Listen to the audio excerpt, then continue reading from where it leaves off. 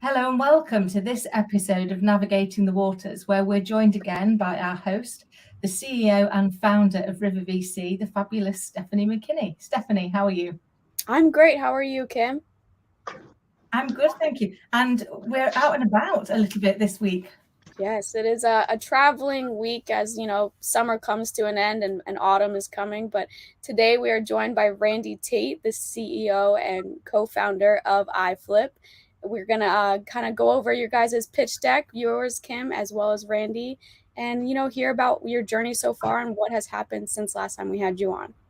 So thank you, Randy, for joining us. Oh, excited to be here. Thanks for having me. I'm really looking forward to hearing how it's going. I really enjoyed watching and being part of actually hearing your pitch deck, and just the structure and the way that you pulled it together made it really easy to follow, a really easy flow, and definitely gave me pointers of what I needed to go back and do differently on my own pitch deck. Glad to help. Yeah, that's why we're here, getting founders together to critique and edit and share advice and criticisms as they're in the same boat together. So we're very interested for this first cohort to come to a close. Absolutely. Excellent. Well, where do we start? Why do we start? Well, let's start with yours, Randy. Yeah. What's been happening since the last time we had you on? Since the last time I was on, we have secured our lead investor. We are just finishing up our Series A paperwork. We had to amend the corporate docs to create a preferred class of shares, of course, and it happened faster than I was even anticipating. So we have secured the first 2 million of the 10 million round and have the lead investor. So now I've got 2 other investors that are going through the deck right now, going through their bit of due diligence, which is generally less when you're not the lead. And yeah, we're hoping to complete the round by the end of the year. Brilliant. Could you elaborate on preferred class shares for our followers, for our listeners, as we're trying to, break it down into the nitty gritty? Okay. So when you get to the point where you're moving beyond friends and family, in your own credit cards and your own financing and the whole early stage, startup capital, and institutions like family offices or private equity groups, venture capital companies, they're going to come in with more than the 100,000 or 50,000 you're getting from your local known people. They're going to want something extra. So what happens is you create, and it's all negotiable what you put in it, but generally the high level terms of a preferred share means that they get paid first in the event of an IPO or the event of, so maybe you crash and burn and you've got some office furniture laying around that you sell, they get to collect that.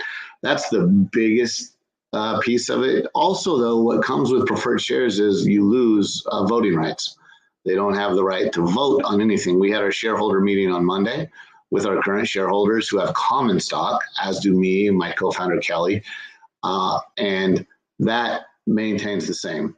And the common shareholders were a little like, what? Wait, what's going on? Like they get preferred. Why do they get preferred? We were first. That's the common mentality. And I made them relax. Like, look, we also stay with common, and part of the provision of the Series A round, the paperwork, will be that anybody invested in the Series A round, if in fact we do a B round 12, 18 months later, if that happens, we will then, they will submit and convert their preferred shares to common shares.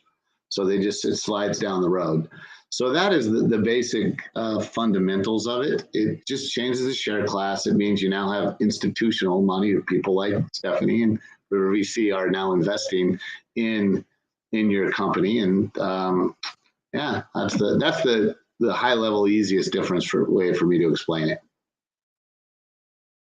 Amazing. That's really good. We hear these terms, don't we? We don't necessarily understand what they are, and that puts people off sometimes because we don't want to feel stupid. So what would you say has been the biggest lesson that you've learned so far, getting to that lead investor? There's a handful of them. I've done this on both ends before, on the very beginning end and on the big institutional end. I've never done this middle thing before, so it was a different process. My other exits were much smoother and simpler than this. This is a more complicated formal process. So biggest learning is that you must, if you're watching this and you are going out to try to raise capital, you must talk to people, lots of people. And in doing so, don't be discouraged when they give you a new idea and tell you, no, you should be doing it this way. Or if they appear arrogant, or don't take it that way. Be open to conversations and don't have a fixed occurrence. If you can do that, you'll learn and you'll start to pivot and you'll find a spot. Somebody will resonate with your vision. If you're raising capital, better have a vision, better be able to articulate it. We're here to empower everyone to preserve, protect, and grow their wealth. And we're going to dominate and recreate the financial investing market for the average person. That is what Flip does. And if somebody believes that's possible, then they get involved. Literally, it took 5 hours of meetings with our lead investment group. It's a family office out of the Silicon Valley. It took 5 hours. And they got it. They got the vision. They believed in what we were doing. They met our leadership team. They flew to the main person flew to Arizona, met with Kelly, my co-founder and our CIO, the creator of our AI. And that was it. Done. Just like that. Much easier on appearance than know your financials, have your pro forma. Yes, you have to have all that. And yes, I believe that's important. But the lesson I took away is the relationship is going to trump everything as long as they can believe in your vision. And it is your job as the CEO or the leader to paint the vision of what you're doing, what you're out to change, and what kind of impact you're going to have on the world. Exactly. And we've talked about that a lot throughout navigating the waters is they could radiate, and your passion is through your project, and they want to invest not just on what you're doing, but on you and the founder. And I'm sure they met Kelly and they were like, yep, this is the guy. We definitely have to go and invest in whatever he's doing. So being able to articulate and share that with others and the people that have the same value as you will definitely be lifelong partners, not just investors. Correct. That's the whole concept. I have 2 other investors lined up as well. They're in a little bit of the same process. One's already in. They're trying to negotiate actually themselves a position on our executive team. And that's how passionate they are about it. And then one last bit of advice, tell everybody. Scream what you're doing from the mountaintops to everybody. Your friends and family should be annoyed with you because you've said it so much. People closest to you should be able to give your pitch as good as you. You never know where it's going to come from. Again, we ended up down a much, just a new path because I kept screaming it. Stephanie, Jeff Hazlett, C-Suite Network, former CMO. Matter of fact, you were at the same event I was at in Las Vegas. It was at that event, although he's been a customer, he's used our software, he all of a sudden went, you know what? I want to be on your board. Yep. And so now he's on our board. We have a new board member, and we have, he was indirectly responsible for this first round of funding. Wow, that's incredible. Knowing who you know and being able to have that network of people that you can trust and respect, and that also trust and respect you and want to support what you're doing. That's incredible. Yeah, that's what makes the difference. And that doesn't happen if you don't go out and meet people. I met Jeff 4 years ago. I was one of the founding members in the Hero Club. And as I started to join these different communities and we were just getting started, I just kept going to the community. I was just there all the time. You're just always there. And pretty soon the relationship gets to one where you become friends. Now you're friends and they start to trust you. And then it makes it much easier for them to make recommendations.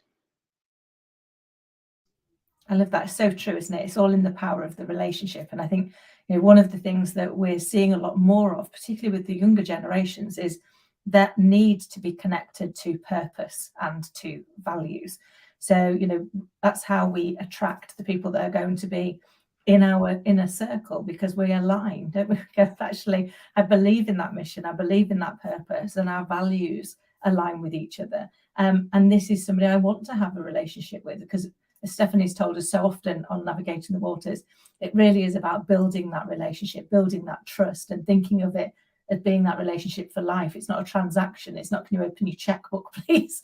Albeit, I know you want the money as well. It is that piece around saying, actually, how are they going to fit into the business and help drive it? How are they going to help shape it and bring their unique experience and expertise? And great that you've, from your series so far, you've also got a new board member and other people that are really invested, not just financially, but emotionally, in making iFlip such a success. You must be really proud. Yeah, I'm pretty excited about it. It's a new phase now.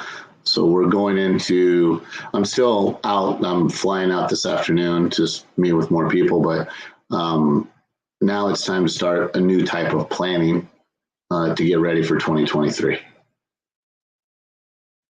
Super excited about it. I mean, literally jumping up and down. So that's awesome. We can't wait. I would love to have you back in 2023 and maybe closer, but to see what you guys have done and to hear how you guys have achieved what you will achieve. So I'm very excited. Absolutely. Happy to be a recurring guest. Is whenever you need me or would like to have me, I will happily come on board. Perfect. I would love that.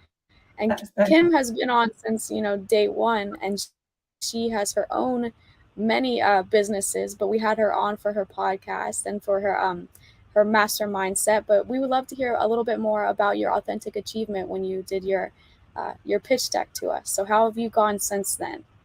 Yeah, so it's been, I have to admit, I've gone a little slower than you, Randy, because I actually am also writing a book. So the book slightly overtook, because I got quite a lot of people that were willing to be interviewed as part of the book. But what we have done with the application is we've identified that there are some opportunities to use it in mental health. And therefore, we've started to have some conversations with the NHS over here in the UK, who are interested in helping us kind of bring it to life from a mental health point of view. Whereas, as you know, we'd originally started it in the coaching space, but particularly more so around business and leadership coaching. So it seems to be spinning into the fact that we're still progressing with that, but other people are like, oh, we'd like to use it over here. So that's been quite interesting, having those different conversations.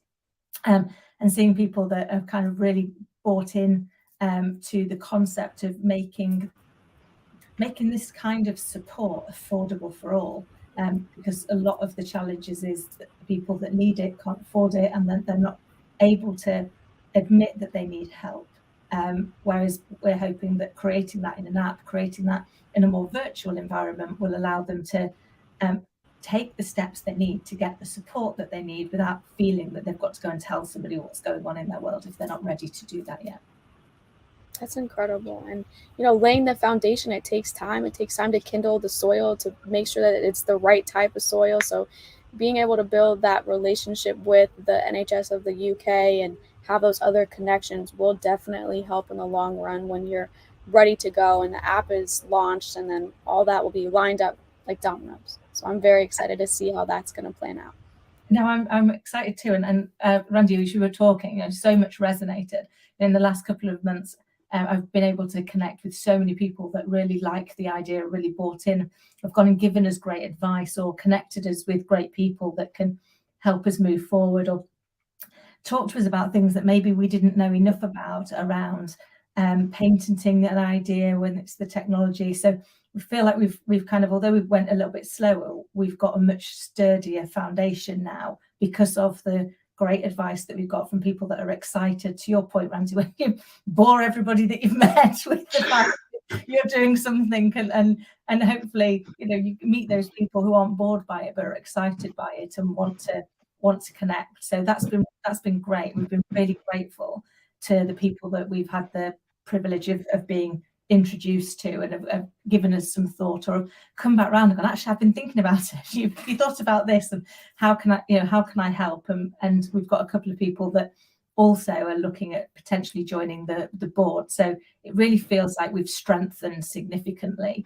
And we're in a much better place, because I think one of your, Randy, you said it so eloquently, you've got to really know your purpose, and you've got to know what you're here to do, what you're here to deliver, and what your value set is, and be able to tell that story in a way that people get bought into it. People go, oh my God, I want to be part of that journey. I believe in the art of the possible. I believe that that could be done. And I trust that these people have the skill set needed to get that done. So I think for me, it's been a really interesting couple of months from a confidence point of view, because there was that element of going, I'm moving into technology, having never done.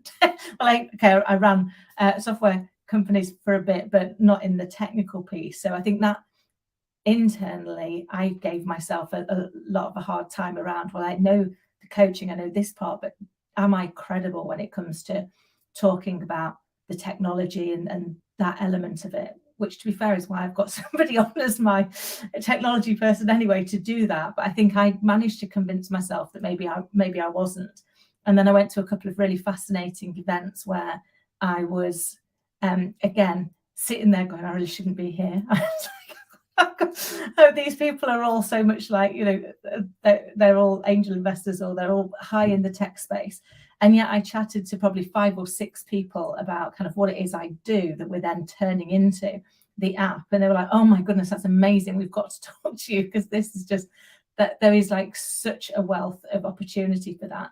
And I think off the back of it, I got 4 or 5 potential pieces of work going in and actually doing exactly what we're doing the app for, face to face for these people. But as I imagine, therefore, if you could offer it to your entire workforce, because you're doing that through an app, which you couldn't do if you were paying for me to come in and do it, because 1, I'm not scalable on that individual basis, but 2, it's much more costly to have an individual coach than it is to actually create this virtual one and the one through the bot. So it's really given me confidence that we're on the right lines, and I think it's we're now in a much stronger position to go after that first round.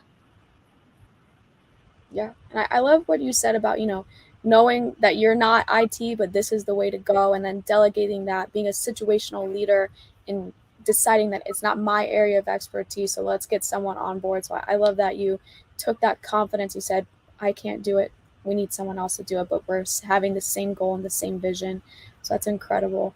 And then, with your ability to just jump into different areas that you're not familiar with by going to that conference and exposing yourself, but still having confidence to say, this is what I'm going to do. Would anyone like to be on board or hear more about it? So it's a good way to put yourself out there, and to, like Randy said, keep pitching to other people that you haven't met before. So it just becomes, second nature. Hi, my name is Stephanie Mckinney, CEO of River VC, and just keep going and keep following your passion and your vision and your purpose. Absolutely, it's so true. And what I found from doing that is actually the amount of people in that room that were just as terrified. And it got quite interesting. I went into one particular meeting, and these people were like, there was 200 people there, and they were all really really accomplished, really top of their game. And yet the minute that it came to doing the networking, everyone stood in their own group with the people they already knew. You're like, but you're not going to network with those, you already know them. So they were encouraging us to actually just go and talk to people that we've never talked to before. And you could see how difficult that was for people, myself included. I was there going, I've got nothing to say to these people. I'm going to go and chat to them anyway. I'm going to force myself to go and say hello and not be the socially awkward person in the corner that daren't say it. Everybody I spoke to came up with the same thing. They're like, oh, it's awful, this bit, isn't it? Going and talking to somebody we don't know. It's great that you came over, because us two know each other, but now we don't know you, so we're okay to carry on chatting as long as you stay. So you actually became the kind of the help point for people. And I think it's not allowing your fear to actually get in the way of getting out there and asking people what they do. People love to tell you what they do and what's important to them. So if you go and ask those questions, you often can find a way where there is some synergy, where Yeah, and there's also a bit of quid pro quo. If you've been really interested in them and listened to what they've got to say, they will usually do you the courtesy of doing the same and listening back to you. But because you now know what's important to them and you know what their values are, you're better able to tell your story in a more compelling and convincing way, hopefully, for that group. You know, the two things that I noticed that people have problems with is, how do I start the conversation? They struggle with it. They don't know what to say when they go over, and I've been coaching people to do this for years. It's real simple. Hi. There's your start. That's all you gotta do. Say hi. Put a smile on your face and say hi. And the second piece is, when people stop talking, we've all had conversations with people that are uncomfortable, and they start to give you yes and no answers. That makes it really hard when they just say yes. So be aware of this yourselves when you're doing that to others. Well, there's two magic words that you can use that will get people to talk about themselves. And it's quite simple. If you ask a question or you're engaging and they're not opening up, just very politely, tone matters, use the words, say more. Don't say, tell me more. Don't say, I want to know more. Don't say, that's interesting. Just simply use the two words. This works with your kids too, for those of you with kids. Just use the two words, say more. And for some reason, mainly because it becomes all about them now, and they feel like, oh, it's a freeing statement, and psychologically it frees the brain, and you will just get poof. They will just unleash. And you may have to do it 2 or 3 times, because they may get a little uncomfortable. No, that's it. Say more. You can get them to just keep talking. I love that. I'm definitely going to try that. I've always managed to get by on the fact that I've got hairdresser face, because people will literally tell me anything. The point where I'm like, okay, really? You're telling me that now? Yeah, sometimes say less. No, I'm just kidding. No, I love that. I'm definitely going to give it a try, because it has been a standing joke with people. Like, people will literally tell you anything. I was like, I know. I used to be a hairdresser, so I was convinced I've got hairdresser face, because we do tell our hairdresser anything, don't we? Literally. That's funny.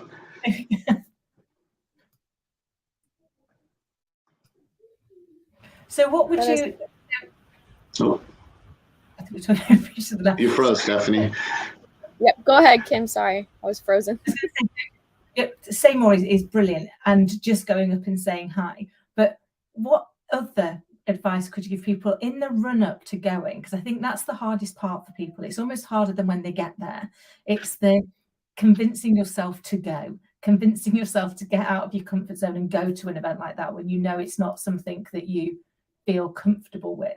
Have you got any advice you could share on how you get people in the right mindset to actually get through the door? Yeah, people have to be in touch with their own belief. They have to unequivocally believe in what they're saying. Well, unless they're just a sociopath, which they don't count. So unless you're a sociopath, you really got to believe it. You got to be passionate about it. It can't be if you're out raising capital, it can't be a side hustle. You got to be in it. You know, I left corporate, brought Kelly on, and we don't look back. I'm not looking for the door. You know, you got to be there. And then if that matters, then your energy will change, and it becomes, I don't like to say the word survival, but if you really are passionate about this baby that is your business and your idea, the only way to make it grow is to feed it. The only way to feed it is to go out and talk to people. I don't know any other way. You're not going to get it online. You're not going to get it on emails. You're not even going to get it on texts. Likely, you're not going to get it on Zoom. You need to go talk to somebody. Get in front of them and meet people. And just don't be embarrassed. You know, people get embarrassed. Like, oh, I don't know if my idea is any good. I'm better not say nothing.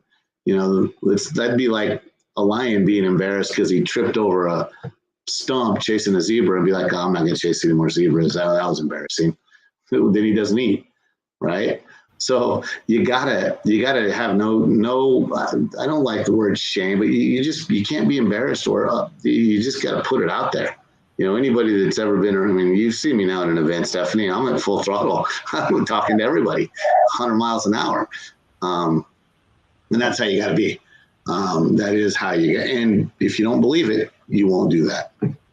I definitely believe in that. The fact that you have to solely and purposefully have a passion that you're willing and able to share to people. Because when I went to that same event, I was so excited because I'm raising my first fund. I want people to be involved. This fund is going to do exponentially things with different companies, and everyone should be involved. And I came with that passion rather than, oh, they're not going to like me, or what. It was, what can I contribute to help you? And that was my mindset, and that was why it was so easy for me to walk up to strangers and to say, hey, what are you doing? How can I help you? And hear what I'm doing, because that might help you in the long run too. So having that ability to just be excited and passionate about what you're doing, and if you have that in the core value of the company, then that is going to be resonating with other people, and that's why they're going to come back and say, hey, I met you at that event, tell me more, I would like to know more, where are you going to next so I can meet you there. So having that passion and that dedication, I think, is going to help your courage build up when you're going out to other people and talking to them. Yep. I love that. It's all such great advice, because I think it is getting out there, and it always reminds me, somebody shared this quote with me the other day and I loved it, which is, don't let your fears steal your dreams. So don't let your fear of falling, and like you say, Randy, you're not going to, if you were a lion and you fell over, you're not going to go, oh, that's it for me then. Looks like I'm a vegan from now on. It's like, because you just wouldn't survive, would you? So you want to have that drive, that passion, and really get behind what you're doing. And look at why we're doing it. All of us have come up with our ideas because they serve somebody, because they solve a problem. So, I always look at that part now and go, well, actually, I'm solving a problem. And therefore, if I don't do this, I'm leaving people with a problem that I know how to solve. And that makes it so much harder to stay in the house and not go out there and spread the word and share it, because actually you're supposed to be helping people. Get off your bottom and go out there and face the world. And the world's out to help you. If you're familiar with the word pronoia, it's obviously the opposite of paranoia. Pronoia is the belief that the world aspires to do you good.